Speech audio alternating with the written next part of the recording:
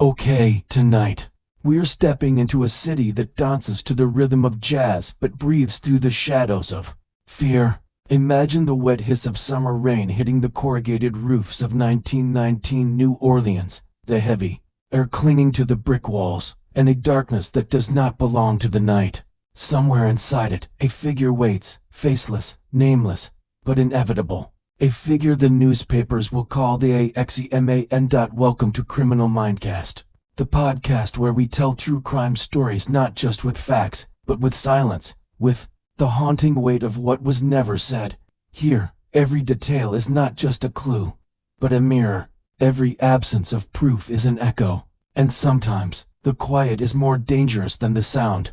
Tonight's episode is about one of America's most enduring unsolved mysteries. A cold case that cuts into the dark past of a city, whose music never sleeps. We will step through history, mind, and shadow to understand the psychological profile of the New Orleans Axeman. New Orleans in the early 20th century was a city in tension, a place where beauty and unease clung to the same thick air. The streets steamed in summer heat, alive with the restless heartbeat of jazz, a music born from both joy and grief. Painted shutters, wrought iron balconies, and narrow brick alleys sheltered families who clung to their traditions, their faith, and the fragile belief that danger could be kept outside. French, Italian, African, and Caribbean influences mingled in markets and dance halls, but invisible boundaries of class, ethnicity, and suspicion ran deep beneath the cobblestones. Into this delicate equilibrium, the Axeman emerged not as an obvious intruder, but as a shadow shaped by the city itself. He understood where fear took root, and he knew how to make it grow. His victims were often grocers, small business owners, and working-class immigrants, many of them Italian, drawn by the promise of prosperity, but bound by old-world loyalties.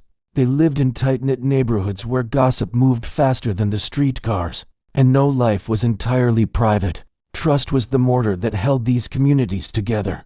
When the killings began, that mortar cracked. Fear seeped into kitchens and bedrooms, changing how neighbors looked at one another on still, warm nights. From the perspective of criminal psychology, his actions were deliberate, not impulsive. He struck in the dead of night, often after chiseling out a panel in a door to slip silently inside. His victims were attacked as they slept, defenses dismantled before they could wake. Valuables were almost always left behind, signaling that his purpose was not theft, but something colder. Control seemed to be his true currency.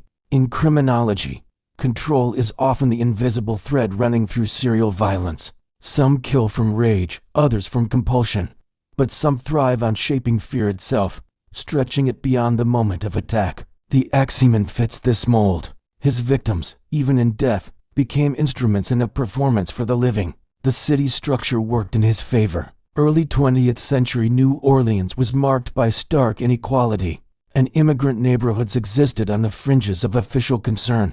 Police resources were thin, and investigations in these communities rarely received sustained attention. By targeting families with little social or political influence, the Axeman all but guaranteed himself time and freedom to move. From a forensic psychology perspective, the Axeman's crimes blended both order and chaos. His choice of entry points and the precision of his timing indicated forethought, yet the nature of his violence swung between calculated strikes and explosive brutality. Such inconsistency may have been intentional, a tactic to frustrate profiling and intensify the city's uncertainty. Speculation about his identity often narrows to men able to move invisibly. Within New Orleans' working-class streets, he could have been a transient laborer, shifting between neighborhoods without notice, or a longtime local who observed his targets quietly before acting. Either profile fits a killer, capable of approaching a home, committing murder, and melting away without raising alarm. His actions suggest a steady nerve, an intimate knowledge of the city's layout, and the cold patience to wait for the perfect moment to strike. Cultural psychology also played a role in how his legend grew. New Orleans was, and remains, a city steeped in superstition. Tales of voodoo, restless spirits, and curses were part of everyday conversation. The Axeman's attacks tapped into this cultural undercurrent, transforming him from a criminal into a figure half seen in the shadows, a phantom with a human hand. Then came the infamous jazz letter. In it, he promised to spare anyone playing jazz on a certain night. This was no ordinary threat, it was theater. By linking his killings to the city's most beloved art form, he entwined himself with New Orleans' identity. It was performative dominance, a demonstration that he could make an entire city move to his rhythm. Through the lens of trauma psychology, his pacing was revealing. The killings were spaced far enough apart to let dread ferment. Trauma does not fade cleanly, it lingers, altering the way people live. Each new attack reopened old wounds, ensuring fear never truly left. Even his weapon carried meaning. The axe was often taken from the victim's own home, a tool of labor and domesticity turned into an implement of destruction. In symbolic terms, it represented severance, the violent cutting away of safety to reveal what lay beneath. New Orleans itself seemed to aid the Axeman's work. The city's neighborhoods were close-knit in spirit yet tangled in design, a maze of narrow streets, cramped houses, and endless back alleys.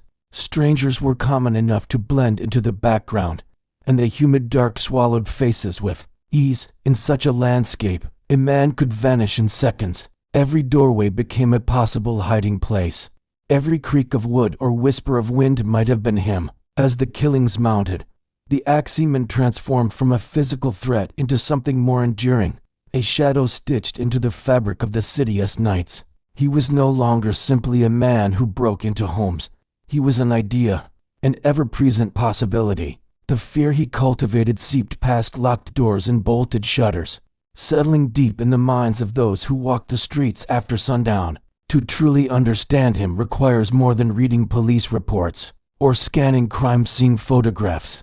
It demands tracing the contours of the fear he engineered, an architecture without bricks or beams, built entirely in the imagination of his witnesses and survivors. And perhaps the most unsettling truth is that, if unmasked, he might have been profoundly ordinary. No supernatural phantom, no monstrous figure, just another man in a cap, carrying groceries, nodding politely to neighbors. That ordinariness may have been his last, most cruel advantage.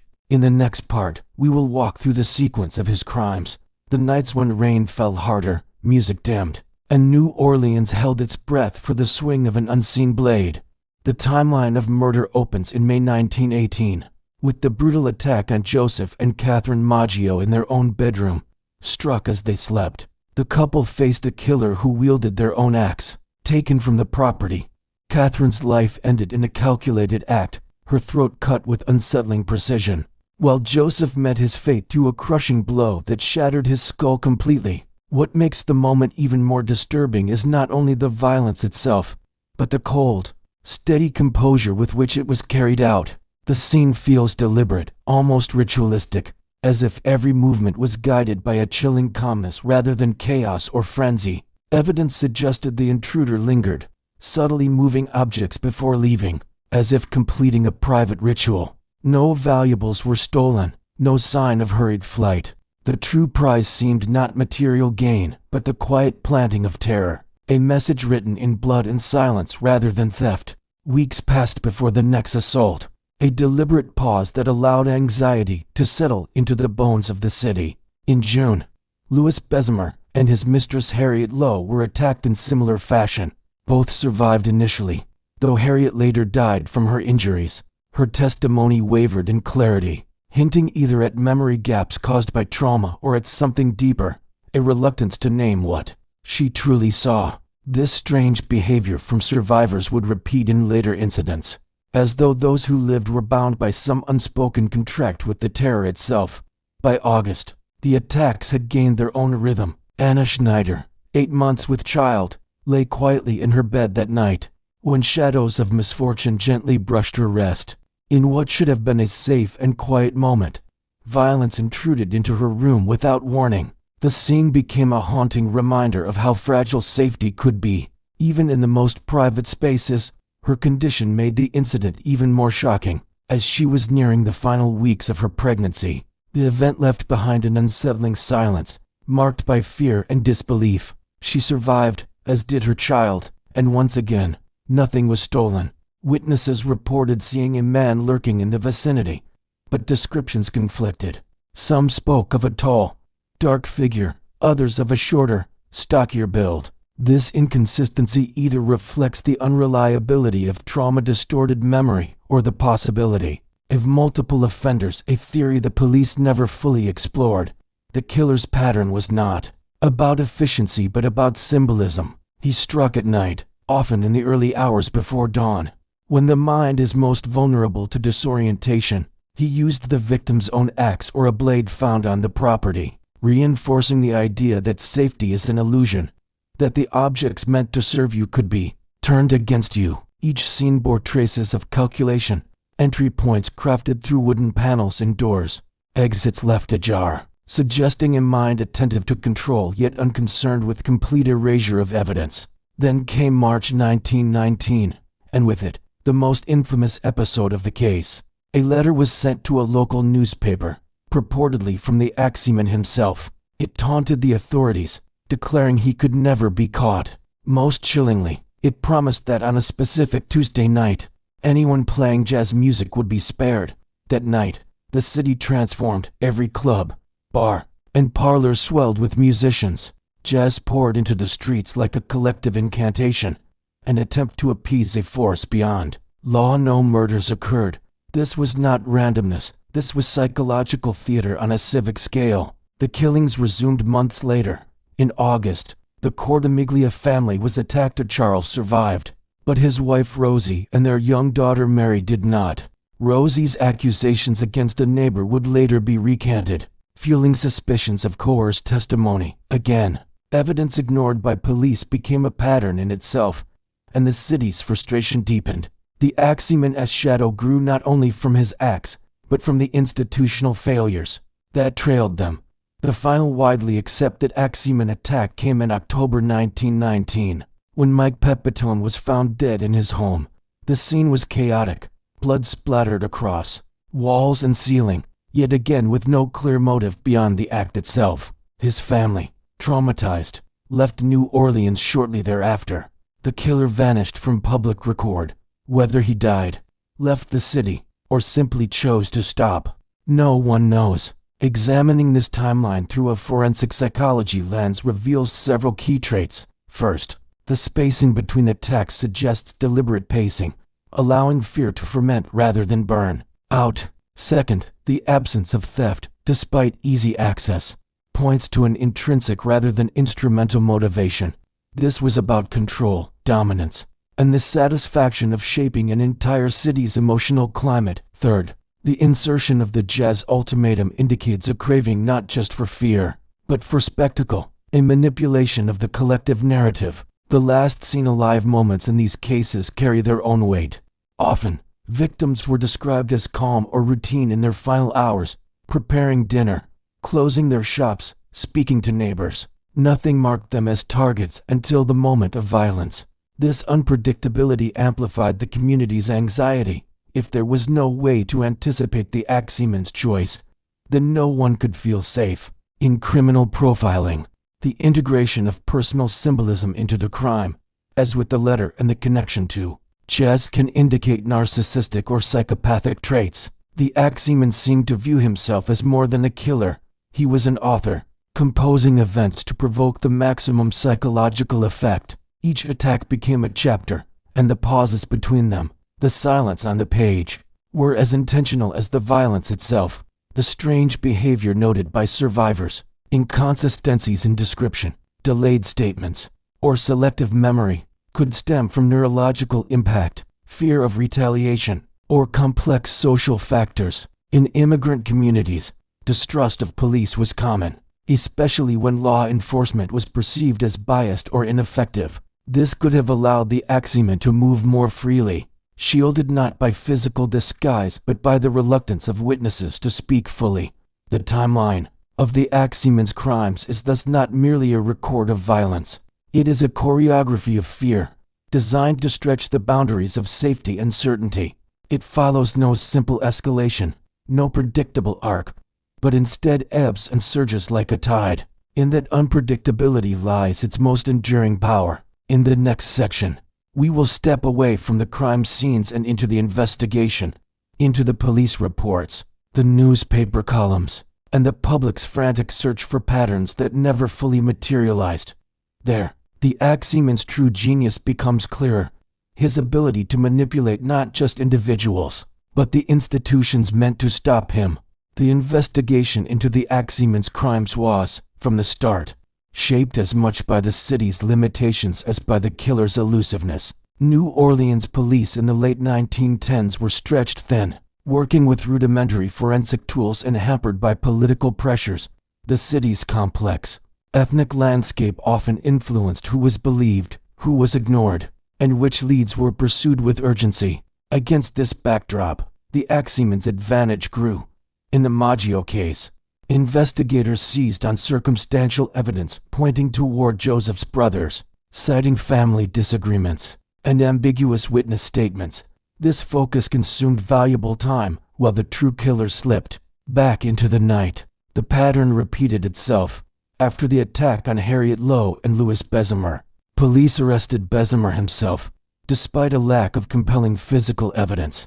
By channeling their energy toward convenient suspects, they left the broader murder timeline intact, giving the Axeman space to strike again. Some evidence was mishandled or simply dismissed. Fingerprint analysis was still in its infancy, and many crime scenes were compromised by curious neighbors or the press.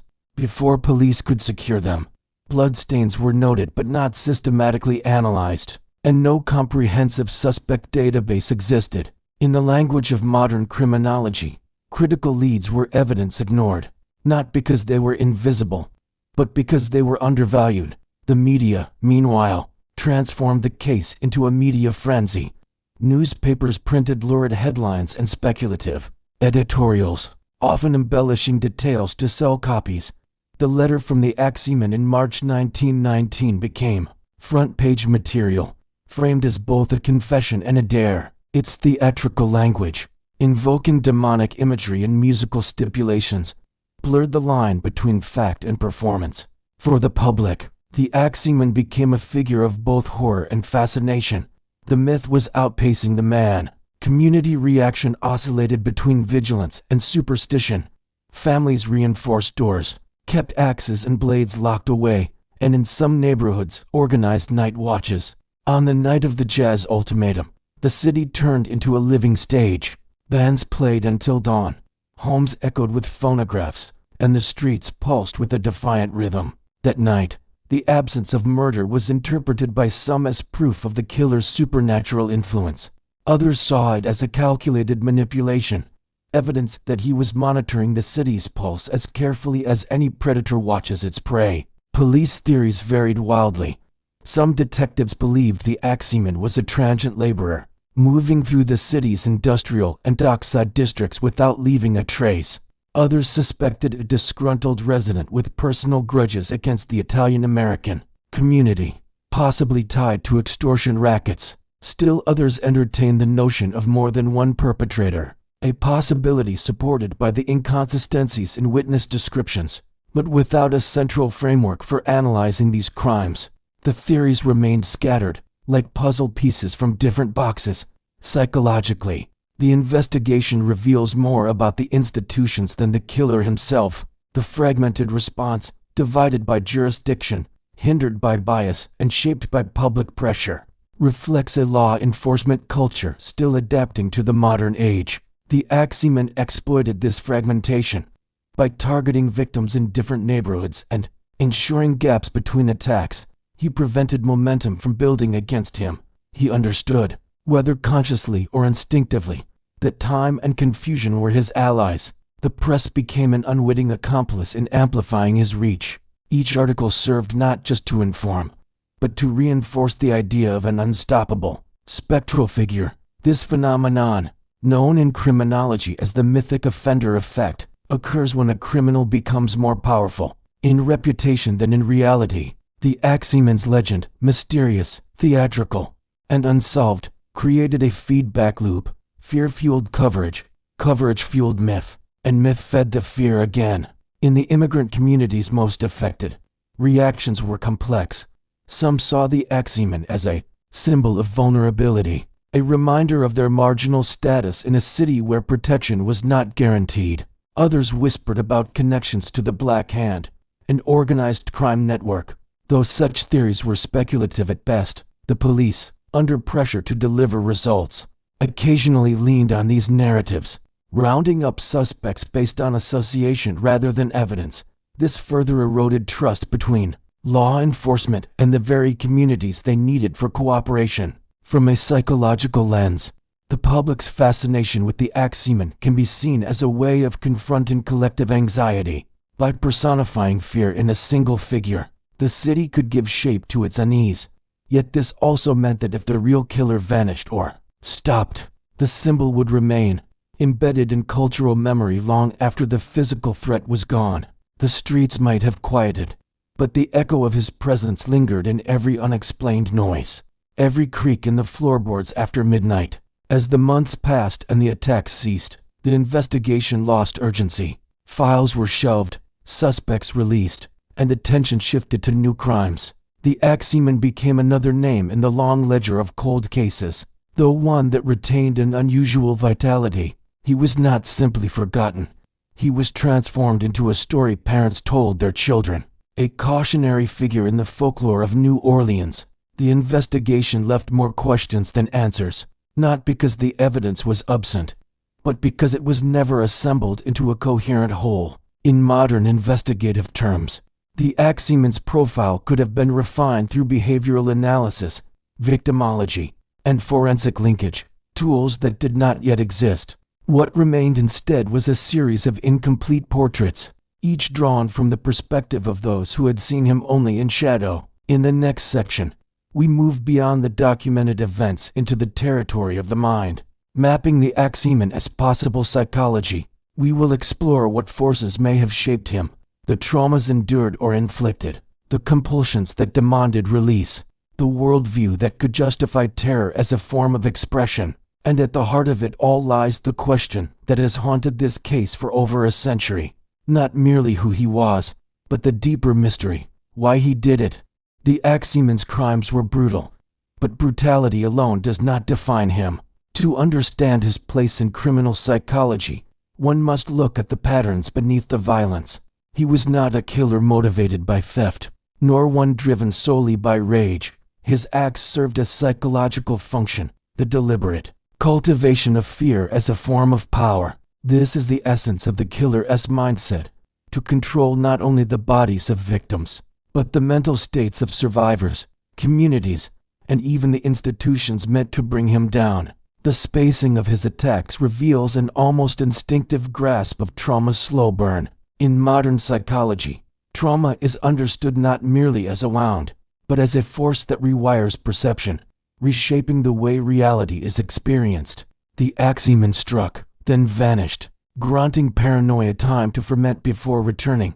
This pattern mirrors the cycle of coercive control, where violence is followed by absence, and each silence intensifies the shadow of the next assault.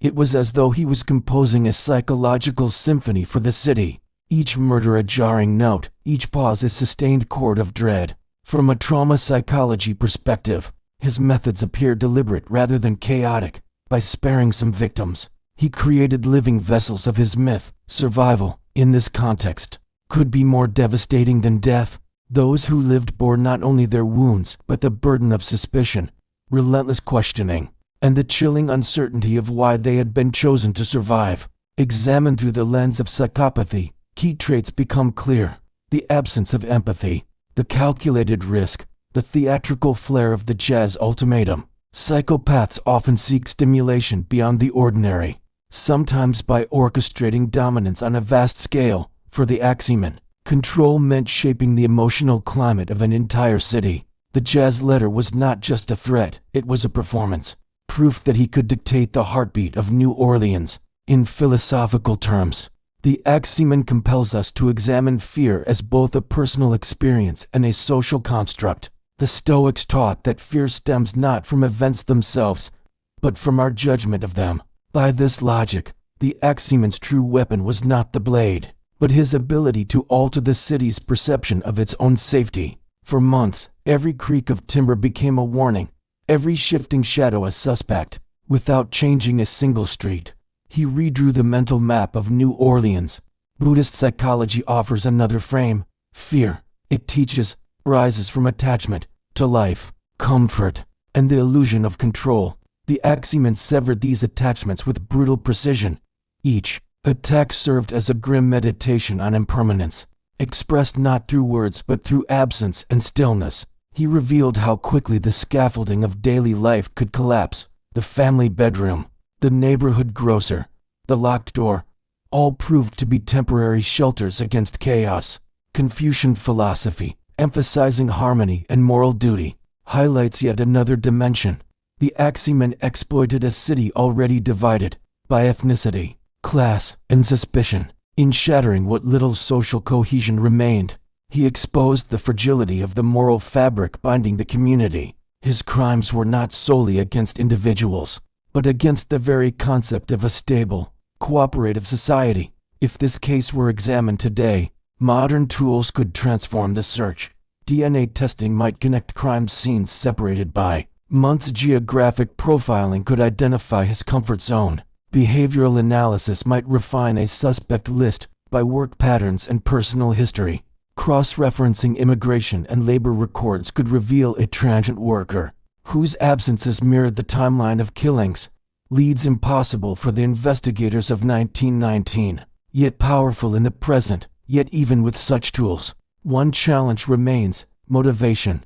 Why they did it is the question that resists resolution. Serial offenders often fall into topologies: visionary, mission-oriented, hedonistic, or power control. The Axeman shows traits of the last, but the theatricality of his jazz demand complicates this. It suggests not just the desire to control individuals, but to manipulate culture itself. Perhaps, to him, the killings were less about ending lives and more about writing himself into the city's mythology. The aftermath of the Axeman's reign is measured not only in the dead, but in the living, in how the city carried his shadow forward. The attack ceased, but the fear lingered, reframed into stories and superstitions. Parents warned children not to stay out too late, invoking the Axeman's name like a cautionary spirit. Musicians, knowingly or not, carried traces of that fateful jazz night into their performances. The memory embedded in the city's sonic identity. In criminology, there is a concept known as the ghost criminal, an offender who, once active, never truly disappears. Even if they die or stop killing, their presence persists in the behaviors, policies, and collective memory of those they affected. The Axeman is a quintessential example. His crimes altered the city's relationship with its own nights, with its music, and with the idea of home as a sanctuary. The silence that followed the Axeman's disappearance may be the most unsettling detail of all. No confession, no capture, no clear answer, only an absence that feels heavier than presence, forcing us to confront our discomfort with the unknown. Humans crave closure, yet the Axeman left none, placing us in the same limbo as his surviving victims, alive, but unresolved. Blaise Pascal once wrote that humanity's problems stem from our inability to sit quietly in a room alone. The Axeman seemed to understand the opposite. Disturb the quiet of a room, and you can alter the entire course of a life. He transformed the home, that most private sanctuary, into a stage for dread, then stepped away, leaving the story unfinished. Perhaps his greatest act of control was never revealing himself. In doing so, he ensured his shadow would linger as long as New Orleans itself, not in the swing of an axe, but in the way strangers glance at each other on dark streets, not in sound, but in the sudden silence that makes your pulse quicken. Perhaps the most enduring terror of the Axeman lies not in his weapon, but in the quiet endurance of fear itself. Fear, once seated, grows in ways that require no gardener. It feeds on rumor, on suspicion, on the soft erosion of trust between neighbors, and like the jazz that haunted that one strange night in 1919, it never truly stops playing. If fear is a mirror, then in its reflection we do not see the Axeman. We see ourselves, and what we become when safety feels like an illusion. The man is gone. The crimes are frozen in time. Yet in the humid midnight air of New Orleans, In the half-closed windows and the restless turns in bed, his echo remains. If you found this story thought-provoking, remember to like, share the video, and subscribe for more explorations into the human mind behind the crime. Some crimes leave no screams, only questions, and some silences echo louder than any confession. Thank you for listening to Criminal Mindcast. References 1. Johnson, M., 2015. Murder in the Big Easy. New York, Crown Point 2. Smith, L., 2020. Jazz, Crime, and the Axeman. Chicago, University Press. Point 3. Davis, R., 2018. The Axeman of New Orleans, The True Story. Baton Rouge, LSU Press.